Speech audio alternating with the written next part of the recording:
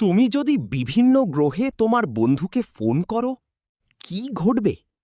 বুধ, সিগন্যাল পৌঁছাতে প্রায় 5 মিনিট লাগবে, কিন্তু তাপমাত্রা এত বেশি ফোনটি রিং হওয়ার আগেই গলে যাবে। শুক্র, এখানে সিগন্যাল পৌঁছাতে 8 মিনিট লাগে, কিন্তু ভয়ঙ্কর বায়ুচাপ ফোনটিকে চ্যাপ্টা করে দেবে প্রথম রিংয়ের আগেই।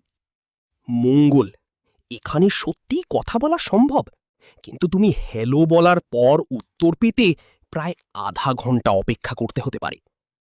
বৃহস্পতি, এখানে কোনো মাটি নেই, ফোনটি বিশাল গ্যাসীয় স্তরের ভেতর পড়ে যেতে যেতে একসময় সম্পূর্ণ ধ্বংস হয়ে যাবে।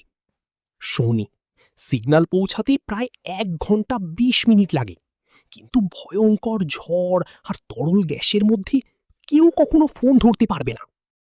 ইউরেনাস এবং নেপচুন, এখানে তাপমাত্রা এত কম যে ব্যাটারি মুহূর্তেই জমে যাবে।